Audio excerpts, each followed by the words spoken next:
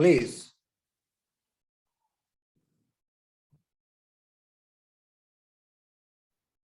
Now the session is being recorded.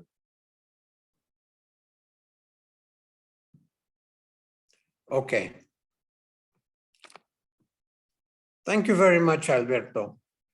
And I want to, my presentation today has a different approach to the first paper, and I think it's important to note that the authors of the first paper know the content of my presentation. They've had a copy of the article on which it is based for a number of months now, and I know and I knew in advance what about their work. So it's very important that what we're doing here is a dialogue not of unknowns, but a dialogue among people, participants who know each other's work.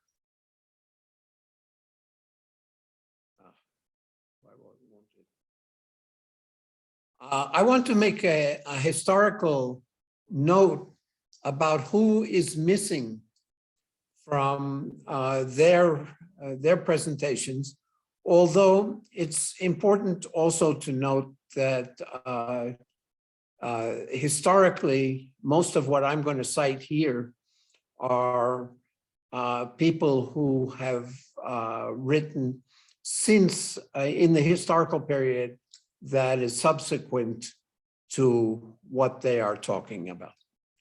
I would begin with William Cap's very iconic book, The Social Cost of Private Enterprise, Bolding's iconic essay, which became widely commented on and then completely ignored. The Economics of the Coming Spaceship Earth. Then there's Georgescu Rojen's really earth-shattering book, The Entropy Law and the Economic Process, which was widely heralded at its publication time, and then has melted into the woodwork, as the United States expression might go. Then you have, at the same time, you have the Club of Rome's report, of which Georgescu Rojen was a participant in the Club of Rome, called The Limits to Growth. And of course, they have published since then Beyond the Limits of Growth. And then they published a 30-year retrospective on that. Then there was the United Nations reinterpretation of all of this with Our Common Future, which preceded the formation of the International Society for Ecological and the Journal. I think that it's very important to understand this context in which the Society for Ecological Economics has emerged, and the history of the way in which much of the ecological economics, which is discussed epistemologically in the first paper, has developed in the dominant North Atlantic approach to ecological economics, which is what fills the pages of the journal. Then you had Elinor Ostrom's Governing the Commons, which seemed to be path-breaking if it weren't that it was firmly grounded in individualism and the notion of market valuations and market processes. Then of course, you had the 1997 publication in Science magazine of Bob Constance's The Value of the World's Economic Services, which according to Bob Costanza, who keeps a tally of that, has now had more than 25,000 citations. And an attempt to move beyond this was Joan Martinez Ayer's book, The Environmentalism of the Poor, which was the antesala, the prelude to the very important project which he initiated and has now taken off, which is the Environmental Justice Atlas. And of course, I ask at the bottom of the page, what happened to Marx and Engels and Polanyi and all of the people who were in that line, who have inherited those lines of thought. Radical ecological economics is the way in which we are phrasing our approach here in Latin America, based in Mexico.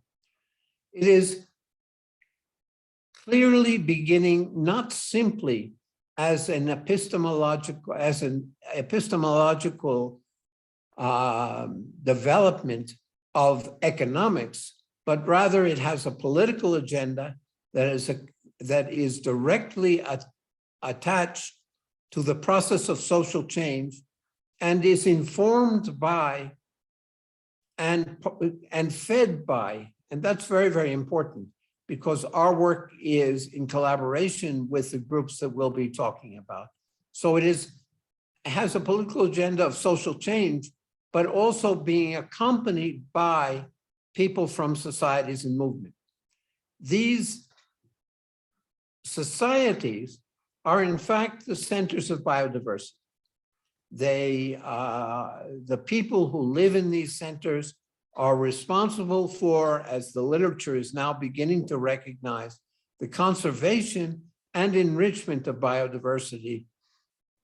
And they are also responsible for safeguarding much of the genetic, the biological heritage on which we still depend.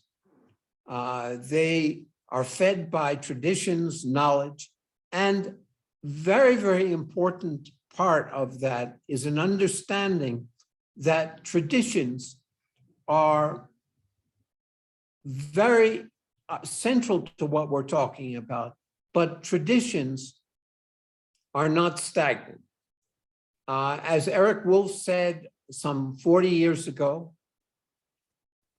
and this is very, very important, if a tradition is to maintain itself viable, it must adapt to the changing conditions of the society.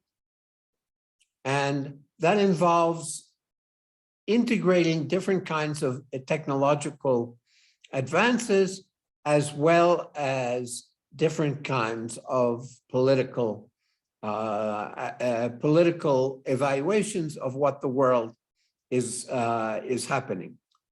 And finally, of course, it's resisting expansion to capitalism. And that's a central part of what radical ecological economics is about, and includes the construction of networks and alliances. The most important, the largest of these networks in the world is the Via Campesina, which exists now in some 90 countries and has more than 200 million members in its participating organizations. The other logos on this slide, Ubuntu, is a phrase which refers to much of a philosophy from South and Southeast Africa. Swarak, as many of you might know, very, very importantly, is the way in which Gandhi's teachings have been systematized in the literature in the Southeast Asian area. We have on the right a pictorial vision of what is called in the Western Hemisphere Abya Yala, a different way of thinking about what is in the North Atlantic world called Latin America. In the middle, you have the flag of the Kurdish resistance movement in Rojava. On the left of the screen, you have this ceremonial center of the Yanomami people in the Amazon. And so you have lots of different ways of looking and thinking, and each one of these involves a different kind of cosmology, a different kind of approach of looking at the world. The academic agenda of radical ecological economics involves a joint process of research and collaboration, again, of societies in movement in the global South. And this, the logos on the right reflect a number of different Latin American, the landless workers movement in Brazil, which perhaps is one of the most iconic examples of the combination of workers taking over factories, constructing their own factories, workers developing their own societies, while also integrating themselves politically and productively with a very, very important agricultural population in that country. The caracoles below the landless movement is simply an illustration for me to mention the extraordinarily importance of the Zapatista movement. That at the left of the caracoles is the Tosepan organization, which is now more than 40 years old, including 200,000 members that have built a cooperative, and I could talk a lot about that, but I won't, that have reclaimed politically and legally their autonomy and their control over their territory in a very unique way. Below, you have the mural of a group of people, an indigenous community of 30,000 people in the highlands of Michoacan. It's an indigenous group called Purépecha, quite near where I'm talking from right now in Michoacan. And the interesting thing about it is they have recuperated their forests from organized crime. And the leaders of that movement initially were all women who put themselves in front of the logging trucks, the illegal logging trucks. And as a result of that movement, were able to coalesce their community to reclaim their indigenous heritage and the rebuilding of the forests and the rescue of their language and the strengthening of a local autonomous governance system, which got to the Supreme Court of Mexico, which ratified their right for independence. What does that mean? It ratifies their right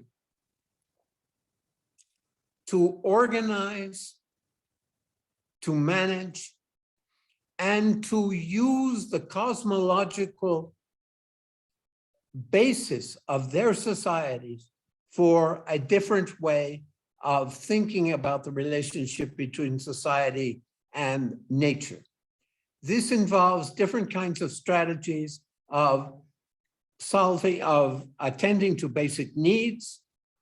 I want to emphasize that a very, very important part of what we're talking about are the cosmovisions, which have now turned throughout Latin America into cosmopolitical discussions.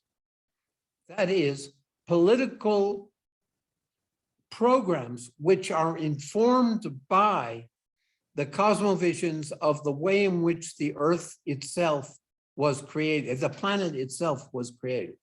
I can't stress enough that the epistemological basis of our radical ecological economics is based upon the fact that we cannot talk about ecological economics in our world without understanding that the creation story itself varies from society to society, and that there are hundreds of different creations, unlike the Judeo-Christian tradition in which humanity was expelled from the Garden of Eden. These societies are based not on representative democracy, but upon a social contract of participatory democracy. I don't have time to go into the details of all this, but they're committed to developing a social metabolism which involves repairing the metabolic rifts which these communities have inherited, and fighting against, resisting, and in sometimes actually going into battle, sometimes physical battle, legal battle, philosophical battles, with the societies of which they are a part. And that is a very, very important part of difference between radical ecological economics. This involves then directly confronting the metabolic rifts, the fractures that capitalism, that years, centuries of colonialism and capitalism, and today globalization, whatever you want to call it, but its basis is necessarily capitalism right now. Repairing that metabolic rift, the diagram at the right involves precisely a discussion of the way in which all of the inputs are transformed through the revolutionary communitarian subject. Very, very important concept in our work. The communitarian revolutionary subject, which insists upon the right of property, but also very, very much in the sharing of and the development of horizontal structures of power, and to reduce the consumption of energy and to limit the disposal of materials which intensify the entropic processes.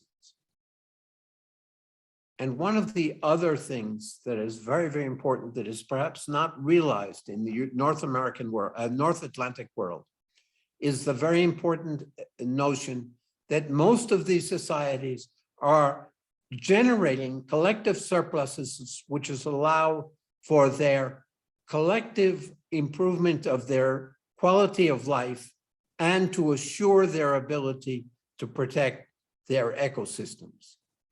This process involves a political and social and academic epistemological process of co-investigation, as we call it in Spanish, which involves a direct interchange between the community researchers and the academic researchers. I won't go into the details of that to respect the time limits here, but it's because of the empowerment of the communitarian revolutionary subject that we are talking about a different way of thinking, of phrasing, of framing the problems of what is the appropriate methodology and epistemology of ecological economics. These are 6 different examples of work of communities that we directly collaborate with and collaborate with us in developing this radical ecological theory, ecological economics theory.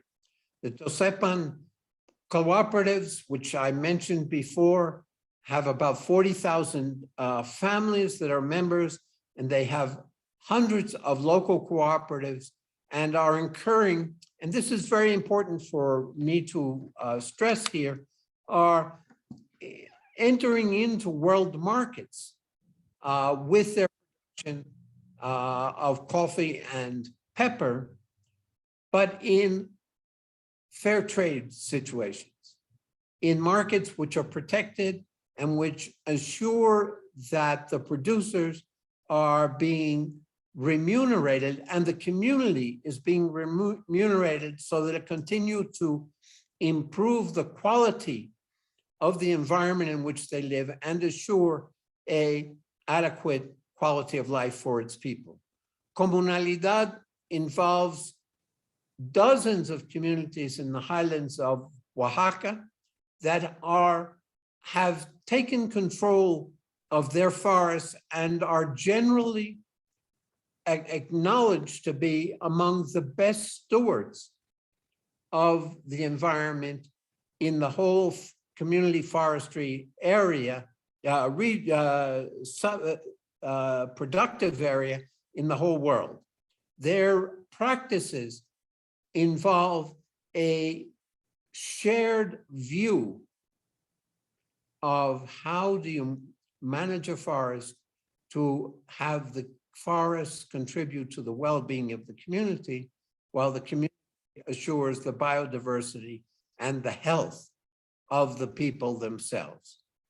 The Zapatista movement is an extraordinary one that I don't have time to go into right now. It involves perhaps 500,000 people in a country, in an area which is larger than the Netherlands in Europe. It's an extraordinary area in which over the past 25, 30 years, they have demonstrated their ability to deepen their capacity for local government, for assuring the primacy of women in the productive process, in the legal process, and in the political process, as well as in the military process of defending themselves against a hostile local government that is arming paramilitary forces to create a low intensity warfare. Cherán is the community that I mentioned here in Michoacán, which a population of 30,000 people has recuperated its forests and is creating a model for the indigenous people in this part of the world, the ethnic group that's called Purépechas. And then the last two, the Via Campesina, which I mentioned, which is a group that was formed in 1993, and since then has been a major force for promoting food sovereignty as an alternative to food security, which is the flag raising of the agro-industrial corporations. And it used to be the FAO. The FAO is now deeply divided because of the active participation of the Via Campesina. And the last is an international consortium of indigenous communities and conservation areas that occupies the quarter part of the Earth's land surface in 80 countries, peoples who are committed to providing mutual support and development of a different way of organizing production and their relationship to the global economy. The revolutionary communitarian subject means that you have a social control of productive systems. The foundations for restructuring relationship between society and nature. Among the three cornerstones of this work from an analytical point of view are the notion of tools that Ivan Illich introduced in the early 1970s in his very, very important book, Tools for Conviviality. It's an extraordinary contribution to understanding in an alternative way many of the underlying goals of the degrowth movement, but in a way that is completely disembodied or separate from the notions of capitalist or hierarchical structure of production. The contributions of Georgescu Rochin, I mentioned in his emphasis on using and developing exosomatic organs in a careful way to make sure that the entropic process is limited. And of course, the insights that Marx offered us with his analysis and framing of modes of production, which led him to introduce what we now know as the concept of social metabolism, and which creates the metabolic rifts, which we now has become a common part of our jargon, but without an understanding that the way to confront this problem is a necessity of overcoming capitalism itself. I might add, by the way, that in the next document that will be published by the International Panel on Climate Change in February, we're going to see that the panel itself is questioning the viability of capitalism as a possible institutional framework for confronting the environmental crisis that we're presently suffering. The collective revolutionary subject involves a collective agreement within the communities and within the alliances among the communities for limiting technological aspects of production, scale of production, and the way in which energy is used, and involves also, in a very, very fundamental way, a change in the patterns of consumption, going back to the contributions that Ivan Illich introduced in his book, The Tools for Conviviality. And to take the slogan from 1999 in the Seattle protests against the World Trade Agreement, which was many other worlds are possible. But one of the things that I think is very, very important for this conference and for us to consider in the history of the ecological thinking is that much of the literature, if not most of the literature in ecological economics, does not pay much attention to the fact that they are already under construction. And that, from my point of view, is the final message. Many other worlds are possible, but they're already under construction, but they're not within the framework of the analysts in the North Atlantic world. Thank you very, very much.